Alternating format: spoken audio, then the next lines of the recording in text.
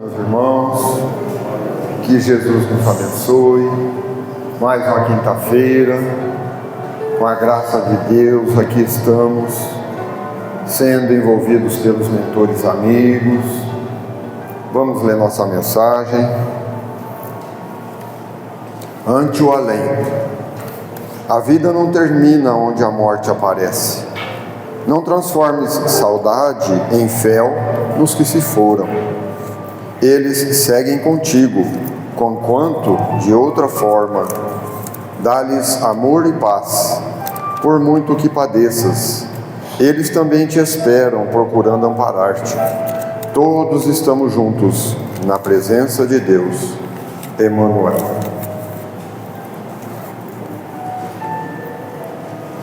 Vamos respirar profundamente,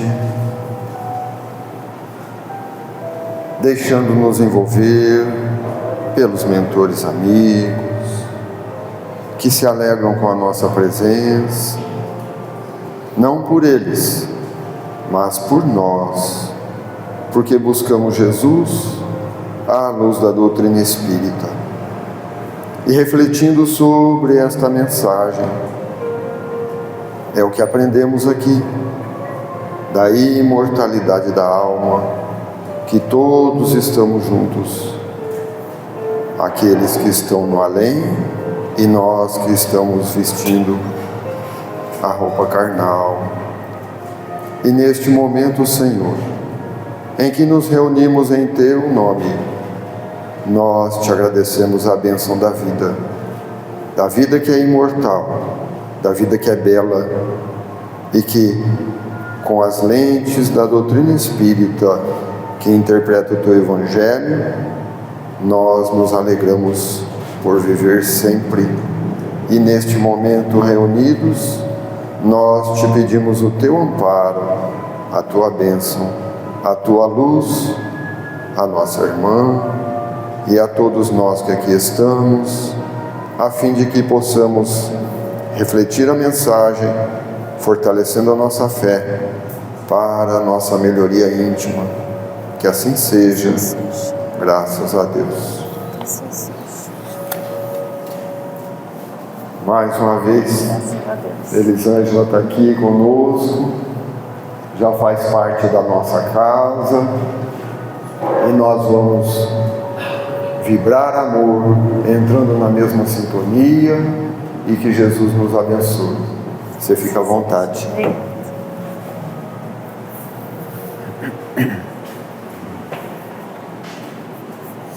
Boa noite a todos. É sempre uma alegria, podermos estarmos reunidos para estudarmos o Evangelho de Jesus. Hoje trouxemos um tema: Espiritismo, que religião é essa? Eu escolhi falar sobre isso essa noite, nesse mês, que dia 13 de outubro é o aniversário de Kardec, Então, o estudo pertinente ao mês comemorativo do aniversário de Kardec. Então, vamos estudar um pouquinho. Quando eu busco um tema, que a gente vai fazer o estudo, eu tenho muita dificuldade de achar o que falar, E aí eu fico procurando, me deparei com uma matéria denominada Espiritismo, que religião é essa? Falei, achei o tema da minha palestra, E aí comecei a estudar, a ler a matéria. E aí fui ficando indignada e preocupada com o que estava escrito na matéria. Até porque era uma revista de circulação nacional e renomada, Então, a maior contribuição que a gente, como conhecedores, seguidores, amantes da doutrina espírita, faz para com a doutrina é sua divulgação. Então, quando a gente lê uma matéria que a gente vê que tem muitas inverdades, isso nos preocupa. Mas qual que é nosso papel mediante a isso? Quando for passá-la, quando for conversar, falar o que realmente é, realmente a verdade. Porque não que a gente tenha o objetivo de que todos as pessoas um dia possam ser espírita, mas que realmente conheça a doutrina como ela é, né? Sem alegorias, né? Sem tantos tabus, né? Então, foi por isso que me chamou a atenção. Lá ela começa a matéria dessa revista falando assim, ó, doutrina criada por Allan Kardec. Primeira fala, né? Então a gente sabe que a doutrina não foi criada por Allan Kardec.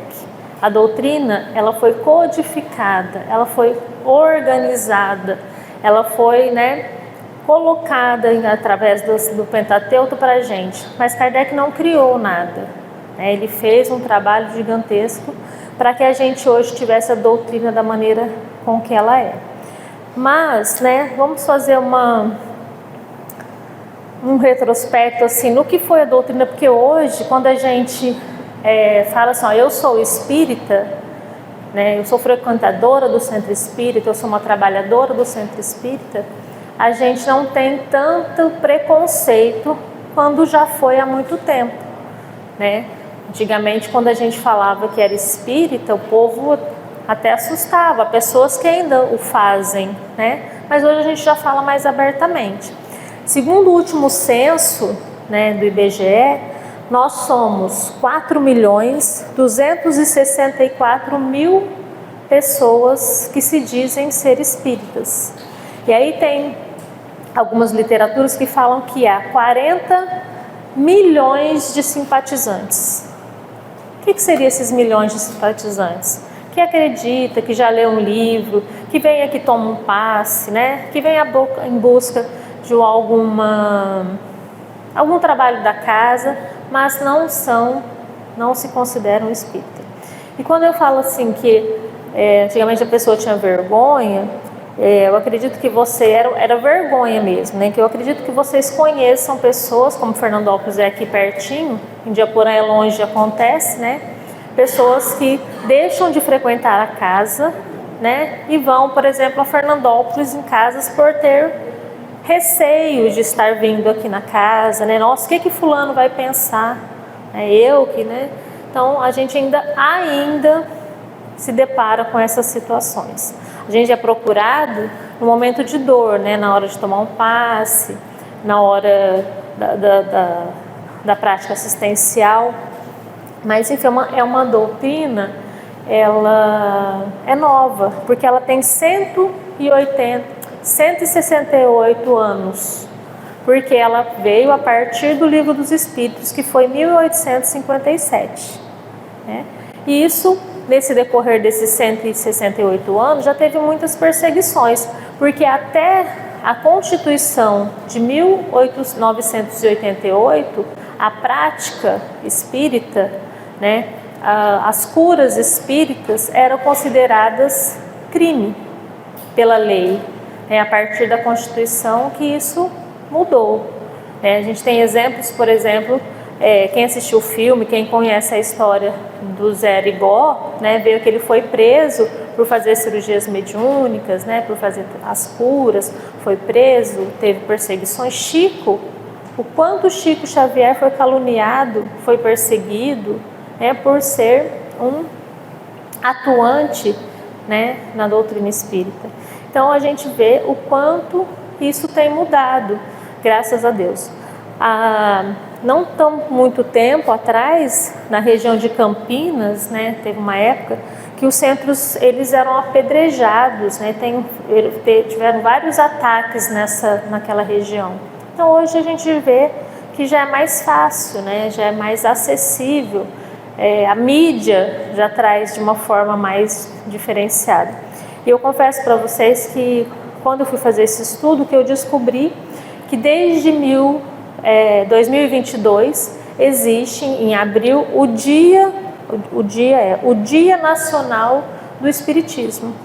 Então eu acho que isso já é um feito, né? Porque para quem era perseguido até 1988 de ter um dia específico, né, já é uma evolução. Mas assim, os fenômenos, as manifestações mediúnicas já existem desde sempre, sempre existiram. Então ela não começou Porque por isso que não foi Kardec que criou, ela não começou com Kardec, ela sempre existiu. Se a gente pegar o Velho Testamento, né, as passagens de Jesus, existem várias citações que traz isso, né, mas as manifestações eclodiram, né, elas começaram a ter uma forte manifestação em 1853. Perdão, 1853 foi as mesas girantes, mas 1847. Quem já não ouviu falar de Waidesville, né, dos fenômenos de Waidesville, que foi quando uma família se muda para uma casa, né, e tinham duas filhas que elas eram médiuns, né, e ela começa a ouvir barulhos na casa, né, barulhos na parede da casa. Então elas começam a brincar com a parede. As duas falam, se, né, você for um homem, dê uma batida. E aí ele batia uma vez para sim, duas para não. Isso ficou muito, né, conhecido na região ali. Por fim, eles descobriram que era o espírito de um homem, né, que tinha sido assassinado e estava enterrado lá. Não, mas isso elas ficaram famosas, foram, né, para a mídia lá da época e para os salões e se perderam tanto pela vaidade de tanto que ficaram famosas. Isso em 47. Um pouquinho mais adiante, em 53, foi quando começou os fenômenos das mesas girantes, né, lá na França.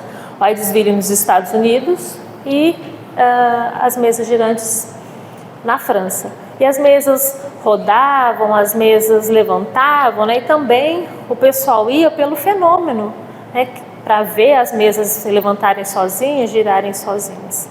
Então, desde então, que foi a partir daí que Kardec começou a estudar, nós vamos ver um pouquinho mais na frente. Então, a doutrina a gente vê que ela é relativamente nova. Mas o que é a doutrina? Qual é a definição? Tem várias definições. Se a gente pegar no Pentateuco, né, de Kardec, existem várias definições. Esta, ele é do Evangelho segundo o Espiritismo, que diz assim, o Espiritismo é a ciência nova que vem revelar aos homens, por meio de provas irrecusáveis, a existência e a natureza do mundo espiritual e as suas relações com o mundo corpóreo. Então, já nessa definição fala assim, o Espiritismo é uma ciência, né? Então ela é considerada uma ciência porque ela estuda. E ali, como diz ali, ela vem nos provar, nos revelar a existência dos espíritos, né? E a sua comunicação, como se acontece.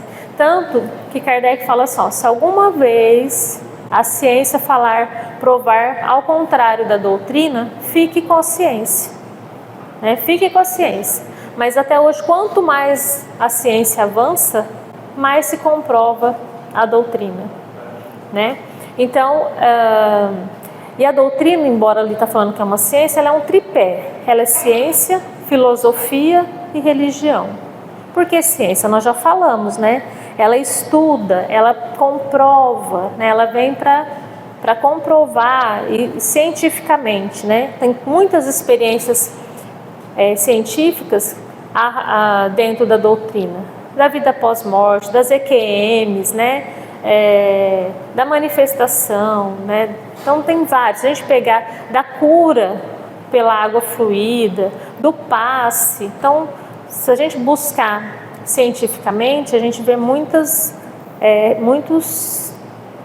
como que é a palavra? Muitos estudos, né, a respeito disso.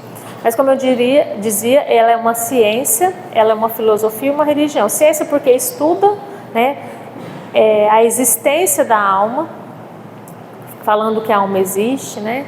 Então, ela é uma filosofia porque ela fala assim, de onde viemos, qual que é a nossa missão aqui na Terra, o que estamos fazendo aqui, para onde vamos. Então, isso é a parte filosófica.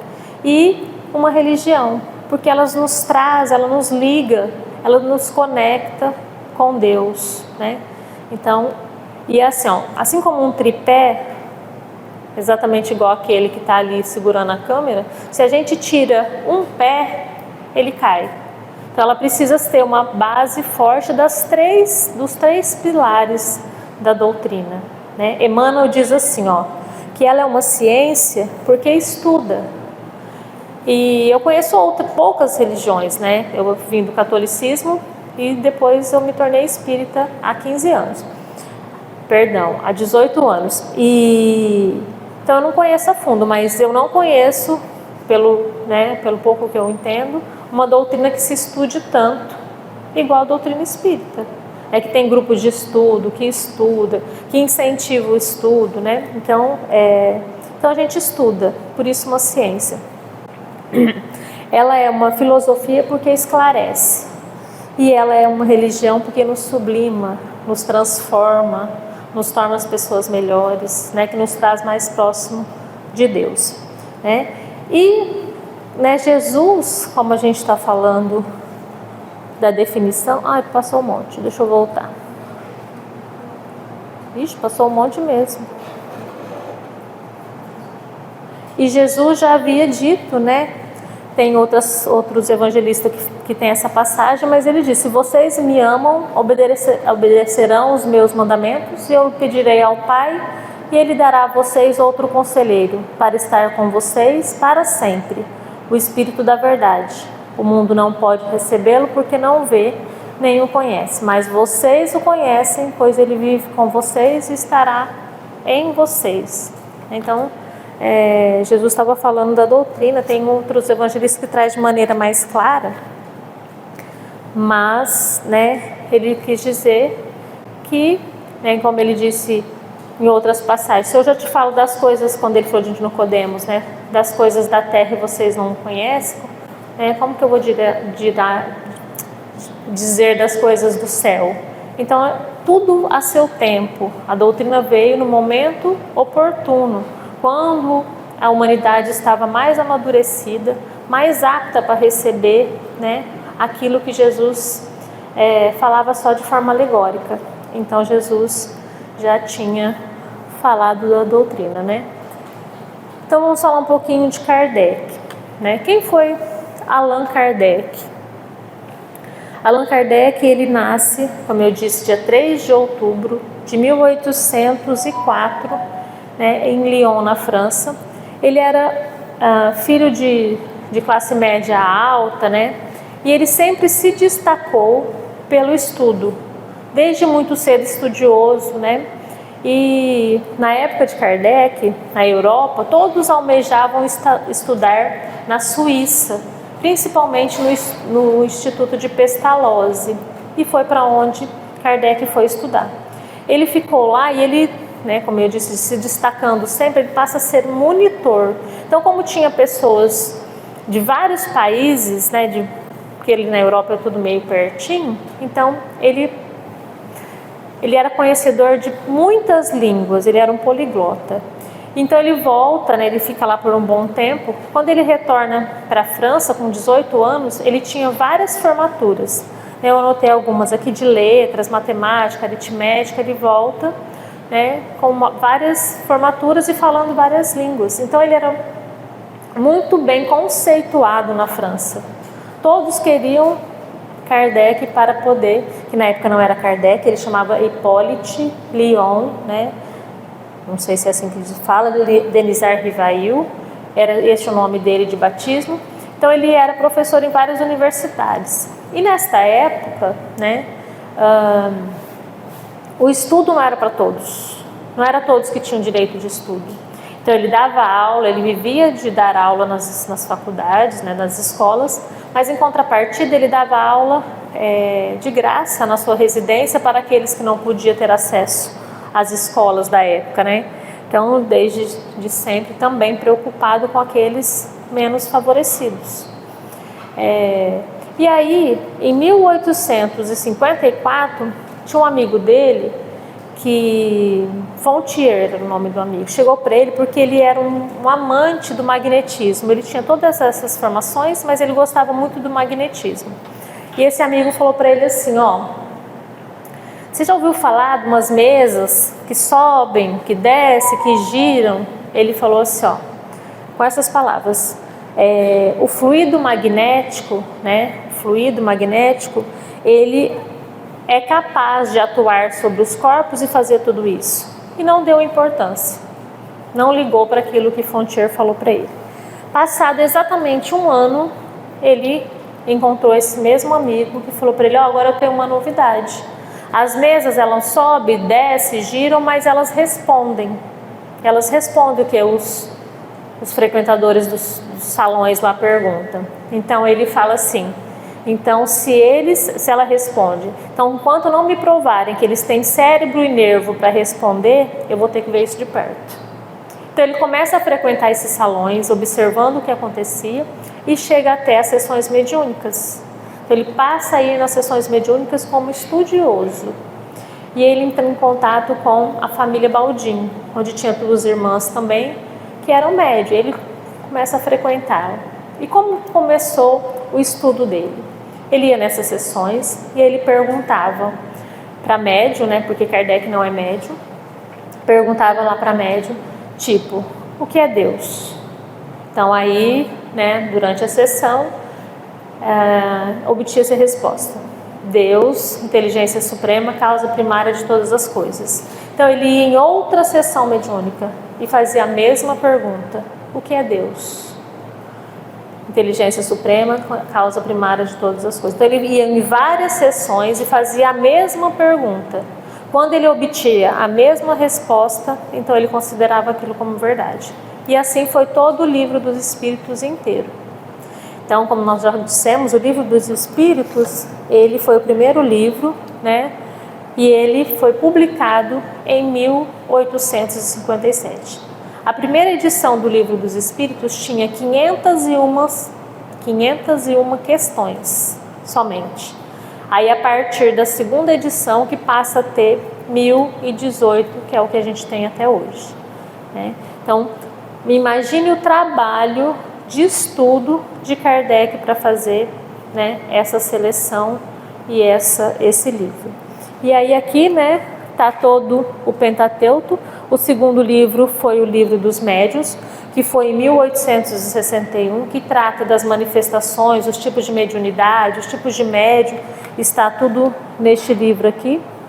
O terceiro livro, né, é o Evangelho, que a primeira edição do Evangelho também teve o nome de Imitação do Evangelho segundo o Espiritismo, e aí a partir do segundo, que passou a se chamar Evangelho segundo o Espiritismo, ele é de 64. 1865, num período muito pequeno, ele publica Céu e Inferno, que trata das penas, dos gozos, né, neste livro. E o último livro, em 68, que é a Gênese, que vem falar da criação do mundo, né, da criação dos espíritos. Então a gente observa que em pouco tempo, que em 8 anos, né, ele trouxe tudo isso, toda essa obra de forma, né, de estudo. E também, assim, só para a gente ver a grandiosidade de Kardec, quando ele estava, quem já leu, está lá em Obras Póstumas, quando ele estava no decorrer da construção do Livro dos Espíritos, uma certa feita numa sessão, ele em conversa com o Espírito da Verdade, ele fala da missão, né? Quem tiver curiosidade, chama Missão de Kardec, né? Está lá no Obras Póstumas. Então ele fala assim, que ele, né, queria saber da missão dele, se ele tinha vindo como missão, se era uma prova, tal. E aí o Espírito da Verdade fala para ele assim, que era grandioso a tarefa dele, né? Mas, né, que ele poderia vencer, né, poderia se sair muito bem, assim como ele poderia falir. E ele fala assim, o Espírito da Verdade para ele, e se isso acontecer, né, já terá outra pessoa que vai te substituir, né? Não é porque você vai falir ou vai desistir que não vai dar sequência. São outras pessoas, né? Então ele pede o amparo, pede a sustentação, e aí a Espírito da Verdade fala que ele vai ter, e ainda fala para ele que ele vai passar por muitas privações, muitas perseguições, né, e que ele poderia desistir. E ele então, né, fala que ele vai continuar no estudo dele, no propósito dele, tanto que ele desencarna muito cedo, né, com aneurisma, por conta dos excessos, né, que ele cometeu. Então a gente percebe a grandiosidade e o quanto de estudo que tem, né, na obra de Kardec. Então esse é o Pentateuco, tem obras póstumas, tem a Revista Espírita, que tem mais algo de Kardec. E, como eu disse, ele morreu em 1869, dia 31 de março, e no túmulo dele na França está escrito assim, ó: nascer, morrer, nascer de novo, progredir sem cessar, tal é a lei. Né? Então é isso que ele trouxe para a gente durante o seu estudo. E ele, porque da onde surgiu Allan Kardec? É interessante essa história também. Quando ele foi publicar o Livro dos Espíritos, ele falou assim: eu não posso publicar como Leon Denisard, né? Porque todo mundo já me conhece, né? Pelos livros, ele tinha inúmeros livros também. E ele falou assim: ó, a obra não é minha, isso daqui não é meu, não foi eu que fiz. Então ele pega, e numa das sessões também ele foi comunicado que em outra existência, né, numa vida regressa, ele tinha, dos druidas, ele tinha tido uma reencarnação como Allan Kardec. E aí ele passa a assumir, né, o pseudônimo de Allan Kardec. E aí dentro do Pentateuco tem os princípios básicos da doutrina espírita, né, que é existência de Deus, né? Porque muitas vezes já me perguntaram assim, ó, o que vocês estudam? O que vocês estudam tanto lá no centro? Vocês leem a Bíblia? Vocês acreditam em Deus? Né? E a base, né, os princípios básicos da doutrina está aqui. Então a gente acredita num Deus, né? Um Deus que está lá no capítulo, no item 13 do Livro dos Espíritos, que fala assim, ó, que fugiu o nome agora, os atributos de Deus. Então ele vem falar para a gente assim, ó, que Deus é único, né? Então a gente acredita num único Deus, que Deus é eterno, porque ele fala assim, se Deus tivesse princípio, ele não é imortal igual o Espírito, ele é eterno. O que é uma coisa eterna? Que não tem começo e não tem fim, porque se ele tivesse um começo, teria sido criado por alguém. Então Deus, né, é eterno, sem começo e sem fim. Deus é todo poderoso, né, é onipotente, é poder, né, tem até um ditado que fala que não cai uma folha de uma árvore sem a permissão de Deus. Então Deus é todo poderoso. E assim como ele é todo justiça, que Deus é justo e bom. Então tudo passa pela justiça de Deus, embora muitos ainda não entendam. Porque permite, então, se Deus é justo e bom, que uma criança, né, desencarne em tenra idade? Porque um sofre mais que o outro, e a gente, conhecedor da doutrina, conhecemos essas respostas, né? Porque ele é bom, mas ele é justo. E a gente está colhendo exatamente tudo aquilo que a gente plantou. Ele é imutável, assim como suas leis. Então Deus não muda. Ele é Deus hoje, foi ontem e vai ser sempre as suas leis. Não é igual uma lei de trânsito, a lei dos homens que hoje é uma, amanhã muda, não. As leis de Deus é imutável. E ele é imaterial, né? Não é constituído de matéria, assim como a gente. Ele não tem matéria, né? Então esses são os atributos de Deus. Imortalidade da alma, né? Então é um dos princípios básicos também. Nós acreditamos que o Espírito é imortal. Nós somos criados por Deus simples e ignorantes, e aí a partir daí, né, somos imortais. Galgando, né, o caminho da evolução, evoluindo sempre, mas imortais. E aí Deus é tão bom e justo que Ele vai dar tantas oportunidades foram necessárias para que a gente atinja essa perfeição. Então a gente iremos e voltaremos até, né, chegarmos aos mundos crísticos. Pluralidade das existências, né, que é isso que a gente falou. A gente vai ter, imortal, já falei também, e a gente vai ter várias existências, quantas forem necessárias. E a gente vê também a bondade de Deus quando Ele nos dá várias existências, mas nos dá o véu do esquecimento. Porque assim, o que seria de nós se lembrássemos tudo o que fizemos nas encarnações passadas? né? O quanto erramos, desse serviço para que a gente não cometesse mais os mesmos erros, né? Mas muitas vezes a gente erra e acaba errando do mesmo jeito.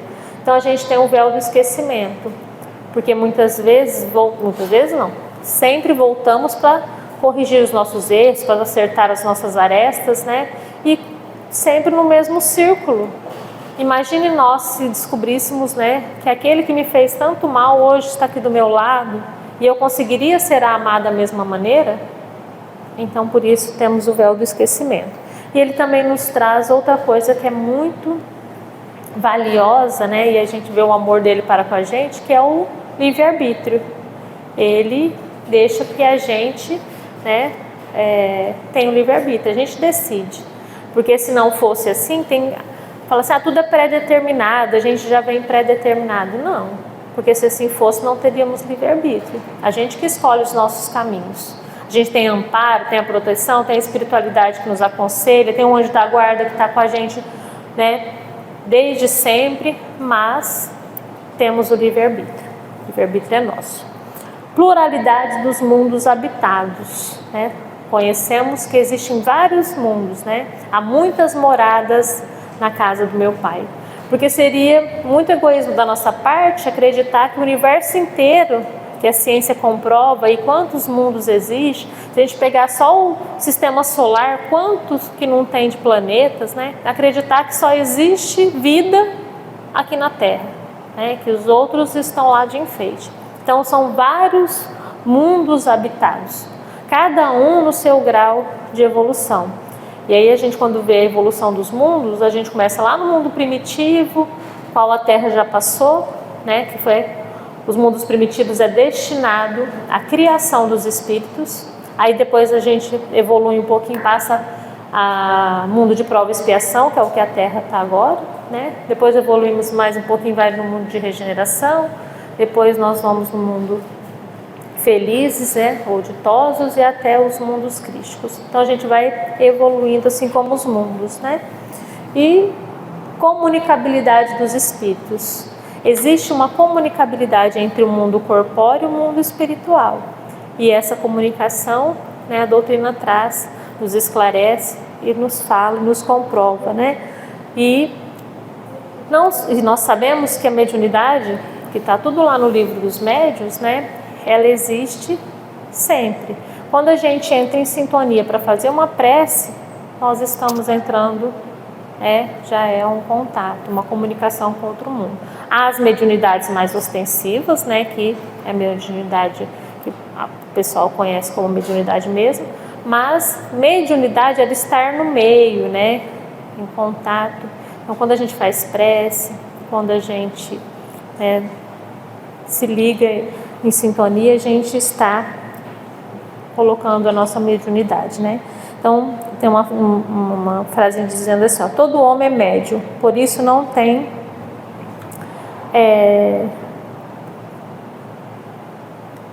o que está escrito aqui, nem eu estou escrito. Não, todo mundo é médium, igual eu estou falando, mas assim, todos eles têm a mediunidade que a gente está dizendo, mas aqueles mais ostensivos, que muita gente almeja, né? Nossa, eu gostaria de ser médium. Esses dias a gente estava falando isso no estudo ainda, né? Que mediunidade nem sempre é privilégio, nem sempre é bênção. Mediunidade é prova, né? Porque ser médium com Jesus, mediunidade com Jesus é muito difícil, porque entra um monte de outras coisas, né?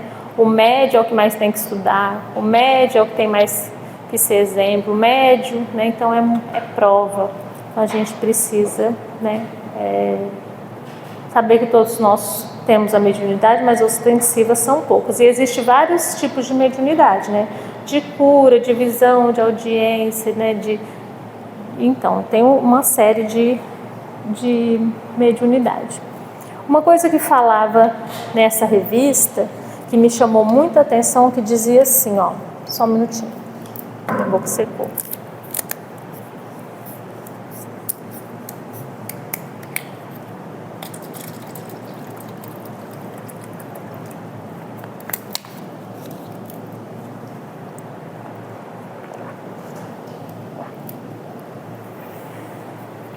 dizia assim, ó: Jesus não é um filho enviado por Deus, é apenas um espírito mais evoluído que serve de modelo para a humanidade. Então ele diz assim, que não foi enviado por Deus. Jesus foi enviado, né? Ele rogou para que estivesse aqui, né?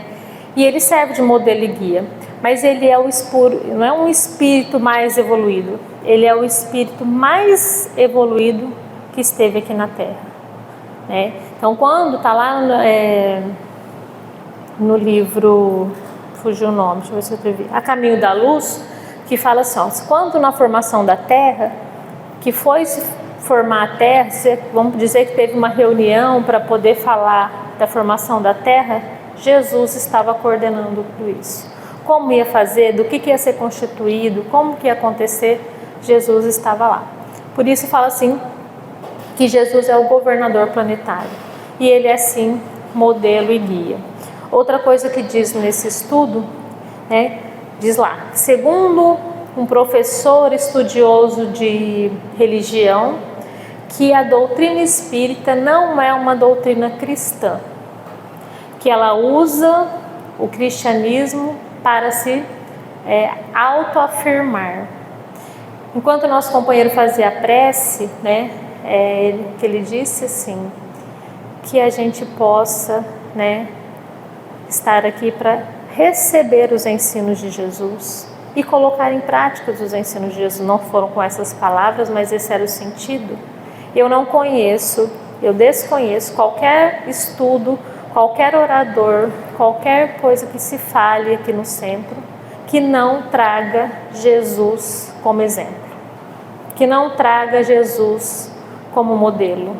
Então nós somos sim, né, uma doutrina cristã, que segue o ensinamento do Cristo, que segue ou tenta seguir seu exemplo, os seus seguidores. Então, quando ele diz que nós não somos cristãos, isso é uma grande inverdade. Por isso que quando pergunta assim pra gente, o que vocês estudam?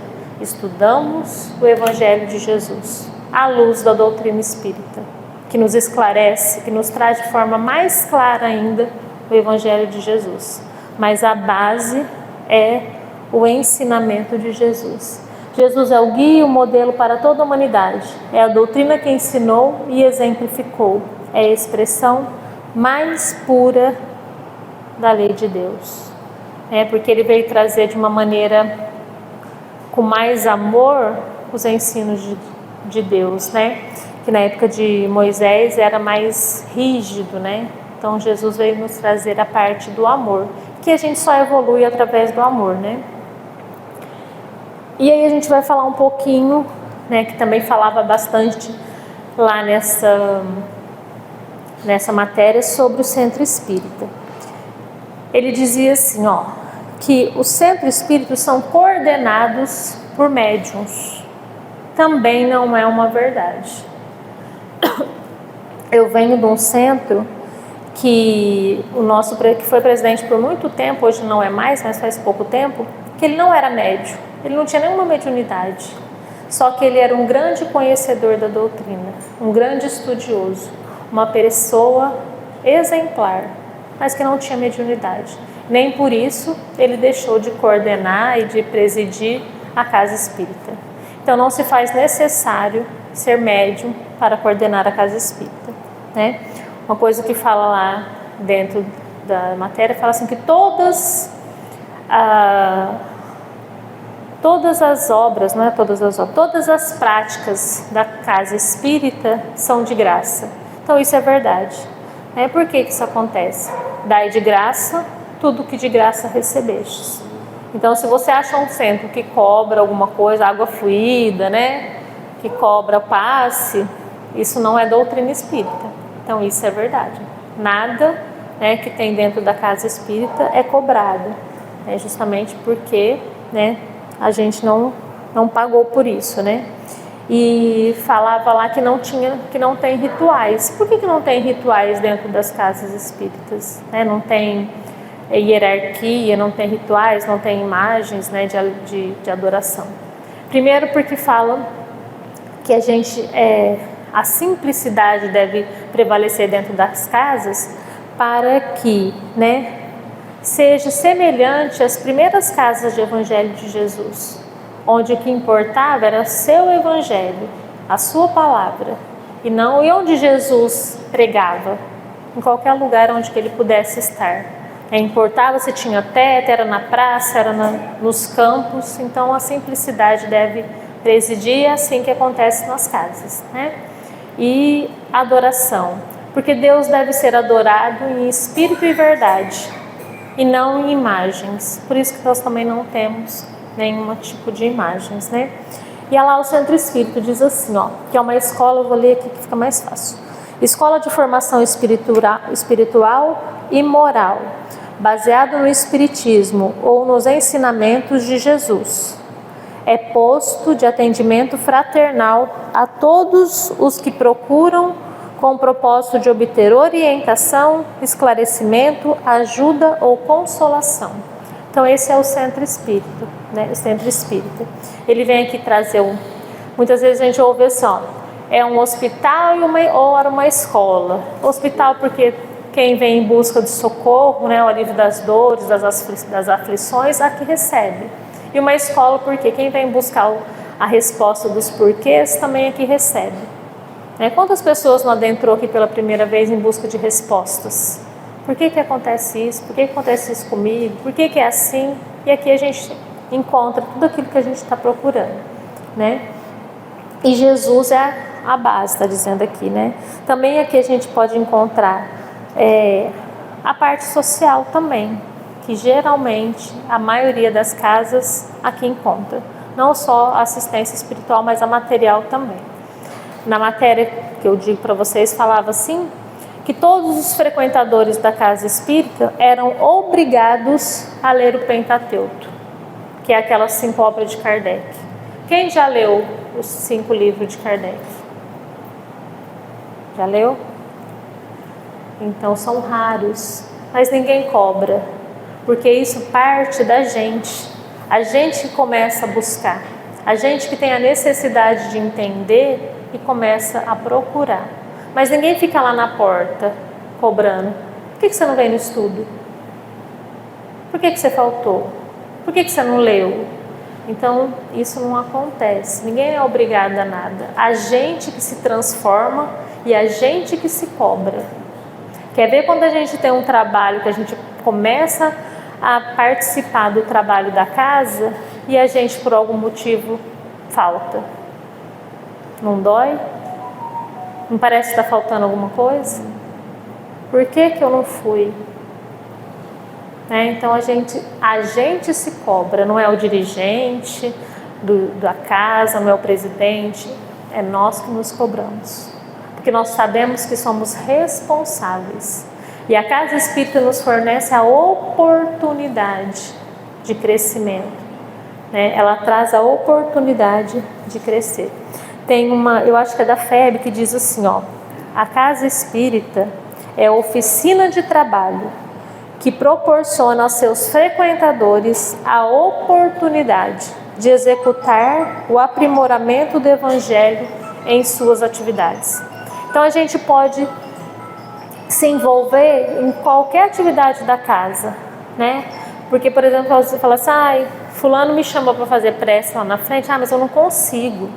Mas eu não consigo fazer uma prece, mas eu consigo colocar uma água lá no copinho, água fluida, eu consigo vir ajudar na limpeza, eu consigo vir ajudar na sopa, eu consigo. Então, eu tenho várias e várias oportunidades de me colocar como um trabalhador da casa, né? Então, a gente perde, às vezes, a oportunidade.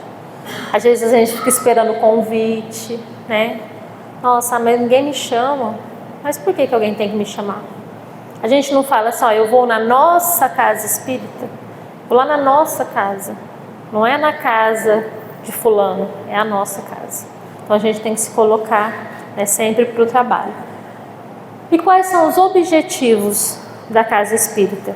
Promover o estudo e a difusão da prática da doutrina espírita. Então, o estudo para os seus frequentadores, para que a gente difunda, igual eu disse, da melhor maneira possível, com clareza, sem mácula, sem sem dúvida, e ajudando as pessoas, porque também é para isso que a casa serve, né? Para auxiliar não só com assistência espiritual, né, de orientação, mas também com a parte material, que busca orientação e amparo para os seus problemas espirituais e materiais, que querem conhecer e estudar a doutrina. Mas principalmente uma coisa muito importante que eu acho que a casa, né, oferece, que aqueles que participam dos trabalhos oferecidos pela casa entram em união um para com o outro.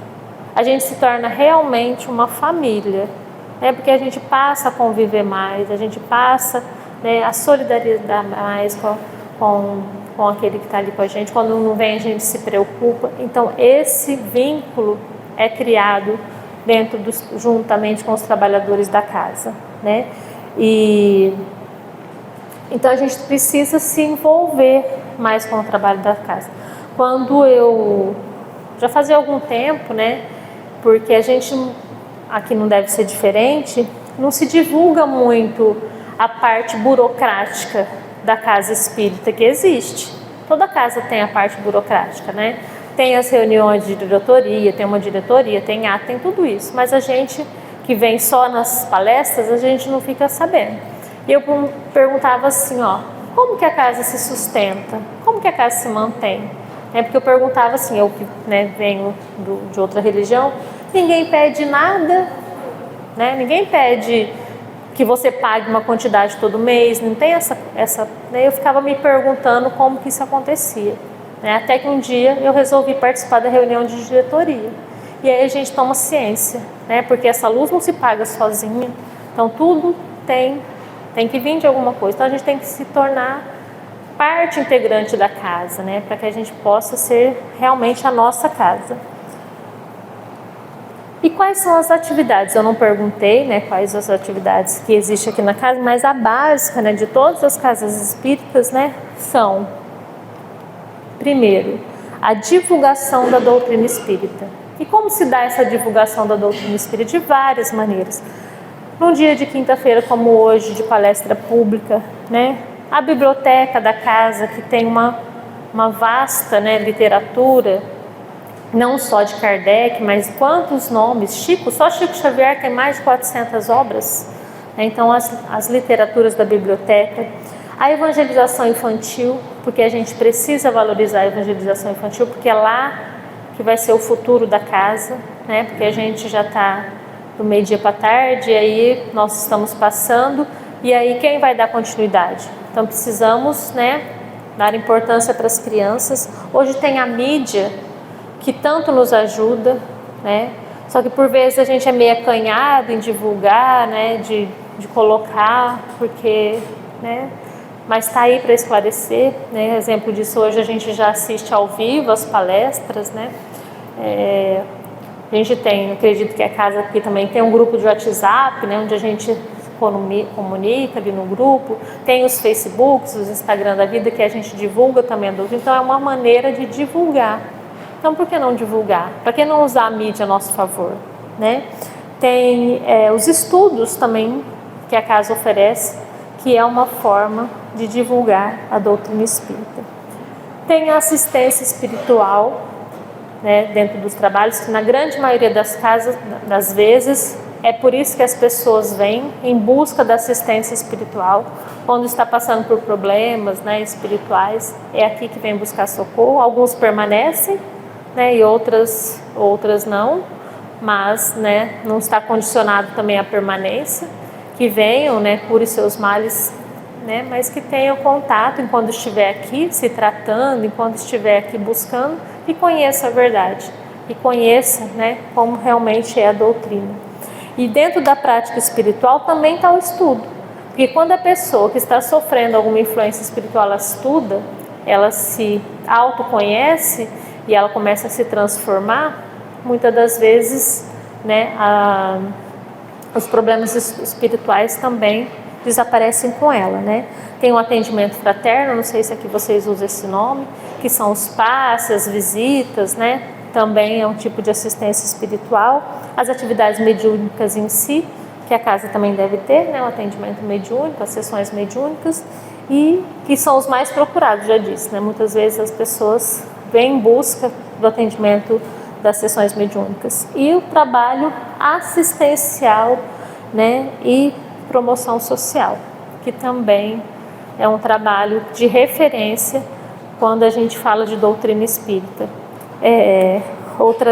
Uma vez eu estava indo fazer palestra em Valentim Gentil, e meu GPS é meio perdido, né? Eu estava sozinha e eu não estava me encontrando onde eu estava sempre. Aí eu parei e perguntei para um pessoal que estava assim na rua.